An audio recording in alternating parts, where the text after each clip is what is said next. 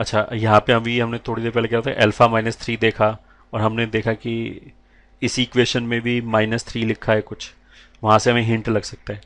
अगर मान लिया डिनोमिनेटर में, ऐसा भी हो सकता है कि डिनोमिनेटर में 3α+7 लिखा होता, यहाँ पे मान लिया 3α+7 लिखा होता, तो भी हो सकता है बहुत जल्दी कैलकुलेट हो जाता। ठीक है, जैसे चलो एक एग्जांपल ले लेते हैं ना इसमें, x² - 3x - 7, तो इसी का दूसरा पार्ट मान लिया क्या है कि कैलकुलेट α⁵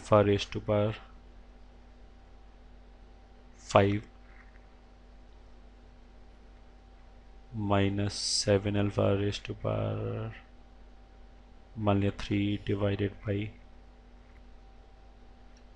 प्लस β⁵ -7 β³ सिमेट्री की टर्म लिख दिया, 3β+7। मान लिया क्वेश्चन में ये कैलकुलेट करने के लिए बोला जाए, तो क्वेश्चन मान लिया ये कैलकुलेट करने के लिए बोला जाए, तो पहला चीज़ तो कैसे कैलकुलेट करेंगे? एक तरीका तो वापस वही है कि क्रॉस मल्टीप्लाई कर लिया, सिंप्लीफाई कर लिया। क्रॉस मल्टीप्लाई करोगे तो न्यूमरेटर में α⁵ इंटू बीटा इस तरह के टर्म बनेगा। अगर उसको सिंप्लीफाई करने की कोशिश करोगे तो फॉर श्योर पागल हो जाओगे लगभग। ठीक है, तो कुछ गड़बड़ तो नहीं है? हाँ, नहीं है। तो ऐसा क्वेश्चन देख के जब अगर मैं नॉर्मल प्रोसीजर से मैंने बढ़ने की कोशिश किया तो फिर मेरे को दिखाई देगा ये तो बहुत ज़्यादा कैलकुलेशन है। मतलब एग्जाम की भी बात करें, एग्जाम में मान लीजिए ये क्वेश्चन आया और 2 मार्क्स का क्वेश्चन हो, तो पहले तो मैंने सोचा कि α+β और α β यूज कर सकते हैं क्रॉस मल्टीप्लाई करके। करना शुरू नहीं किया, पहले मैंने सोचा अपने दिमाग में, देन आई थिंक कि अगर मैंने ऐसे मल्टीप्लाई किया तो बहुत ही ज़्यादा कैलकुलेशन हो जाएगा। तो क्या हो सकता है? अगर मान लिया हमें लग रहा है कि 2 मार्क्स का क्वेश्चन है और बहुत ही ज़्यादा कैलकुलेशन है, तो एक्चुअली में क्या हो सकता है किसी भी क्वेश्चन में? तो एक पॉसिबिलिटी तो ये है कि वास्तव में बहुत ज़्यादा कैलकुलेशन हो। ठीक है, तो अगर वास्तव में बहुत ज़्यादा कैलकुलेशन है तो ऐसे क्वेश्चन को छोड़ दिया, पहले बाकी सब सॉल्व करके आ गए, जब सारे क्वेश्चन बनना बंद हो जाए तब जाके ऐसे क्वेश्चन को सॉल्व करना शुरू किया। या फिर दूसरी पॉसिबिलिटी क्या है कि कोई ट्रिक लग रहा होगा, कुछ हमें ऑब्जर्व करना होगा, उसकी वजह से हो सकता है कैलकुलेशन बहुत कम हो जाए। तो यहाँ तो ऑफ कोर्स जो हम एग्जाम्पल लें उसे समझ में आ ही गया होगा क्या करने वाले हैं। हमने क्या होता है, इक्वेशन क्या था, x² - 3x - 7, तो उसका मतलब क्या है कि हमें ये पता है कि α² - 3α - 7 जीरो के बराबर है। ठीक है, जैसा ऊपर वाले क्वेश्चन में, ऊपर वाले पार्ट में किया था कि एक ही पार्ट को सिंप्लीफाई कर लें, बीटा वाला तो वहीं से लिखा जाएगा। ये दिखाई दिया 3α+7, तो जैसे क्वेश्चन में 3α+7 है, यहाँ दिखाई दे रहा है, यहाँ दिखाई, ये देखते ही क्लिक कर जाना चाहिए, ये तो कुछ एक जैसा ही पैटर्न है। ठीक है, तो यहाँ से 3α+7 की जगह मैं क्या लिख सकता हूँ, α²।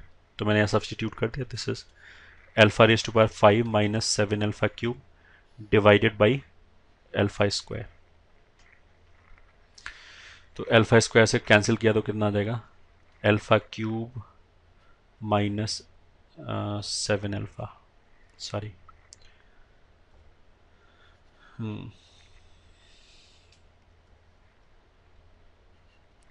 7α ये आ गया।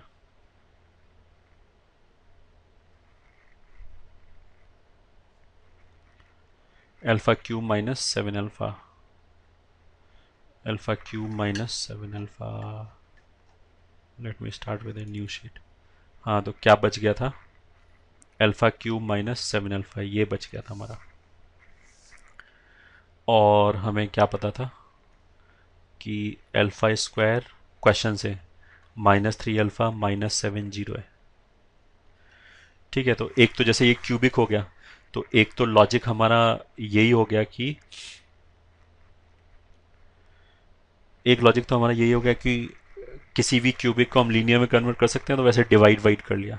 ठीक है, दूसरा तरीका ऐसा भी हो सकता है, दूसरा तरीका बोलने का, जैसे डिफरेंट डिफरेंट क्वेश्चन में ऐसा हो सकता है कुछ अलग चीज़ काम कर जाए तो उतना सब डिवाइड करने की जरूरत ना पड़े, डायरेक्टली कुछ दिख जाए। तो इस क्वेश्चन में तो ऐसे भी दिख रहा है, जैसे 7 दिखाई दिया, यहाँ पे भी 7 दिखाई दिया।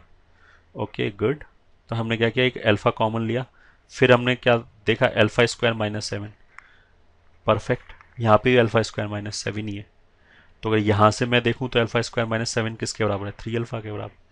तो इसकी जगह मैं 3 अल्फा लिख दूँ। अब ऐसा फिर बाई चांस ही हो गया, तो कैलकुलेशन हमारा काफ़ी कम हो गया अचानक ही ना, अगर हमने ये ऑब्जर्व कर लिया। तो अल्फा इंटू 3 अल्फा, तो this is nothing but 3 alpha square. 3 alpha square में फिर से अल्फा स्क्वायर को यहाँ से उठा के रख दूँ। अब तुम्हें लग रहा हो कि ये क्या चल रहा है, बट जब तक दिखता रहे रिड्यूस होता रहे करते रहो। इस अल्फा स्क्वायर की जगह रख दिया हमने फिर 3 अल्फा प्लस 7, तो ये कितना हो गया 9 अल्फा प्लस 21। ठीक है, तो ओके ये क्या हुआ, ये हुआ। हाँ, तो कहाँ बात चल रही थी हमारी, क्वेश्चन क्या था, क्वेश्चन दूसरा वाला ये था अल्फा रेशो हुआ 5 minus 7 alpha Q, alpha ratio हुआ 5 माइनस 7 अल्फा क्यू और 3 अल्फा प्लस 7।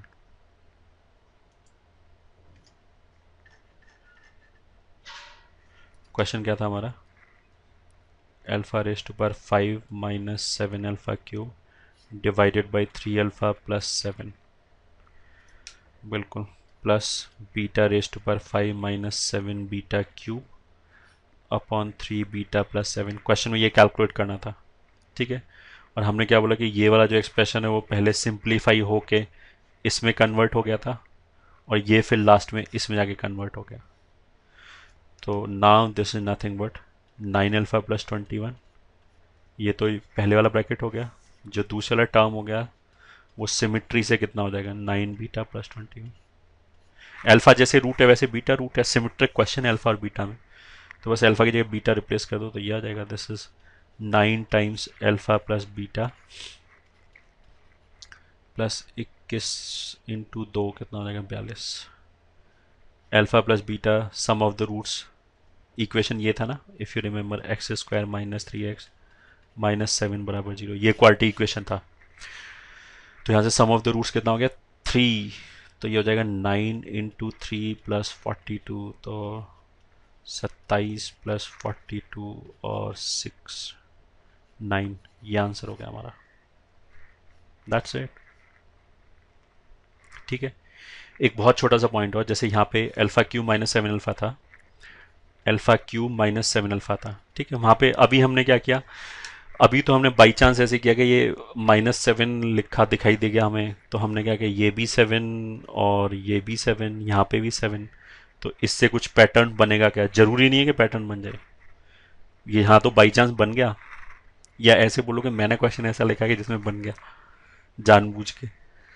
तो अगर एग्जाम में क्वेश्चन आएगा तो उसमें भी ऐसे कर सकते हैं कि वो दिखने में बड़ा बड़ा लगे बट उन्होंने वैल्यू जैसा सेट कर रखा हो कि सब कुछ बनता चला जाए, ठीक है। 7 से कुछ नहीं होता, वो तो उसी फॉर्म में एग्जैक्टली आना चाहिए, क्योंकि अगर मान लिया यहाँ अल्फा क्यूब -7 अल्फा की बजाय by chance alpha cube plus 7 alpha होता तो बेकार रहता है, ये डायरेक्टली यूज ही नहीं कर पाते हम।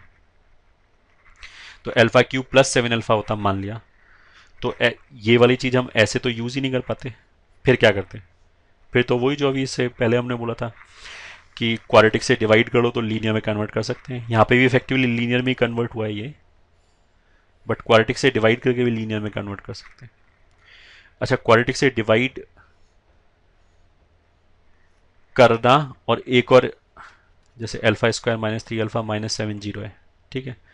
और एक दूसरा प्रोसेस भी है, मतलब उसी को घुमा के भी बोल सकते हैं, हम ऐसे भी बोल सकते हैं कि चलो ये जो अल्फा क्यूब है इसको लिखो alpha into alpha square minus 7 alpha, ठीक है, which is alpha into alpha square को यहाँ से उठा के रख दो, 3 अल्फा माइनस, सॉरी 3 अल्फा नहीं प्लस हो जाएगा माइनस 7 अल्फा, तो दिस इज इक्वल टू, फिर मल्टीप्लाई करो तो ये हो जाएगा 3 alpha square plus 7 alpha minus 7 alpha, तो कैंसिल हो गया बाई चांस। और अगर मान लें कैंसिल नहीं भी होता तो कोई बात नहीं, फिर हम क्या करते हैं, फिर अल्फा स्क्वायर को यहीं से उठा के रखते हैं, तो इसकी जगह फिर हम ऐसे रखते हैं 3 अल्फा प्लस 7।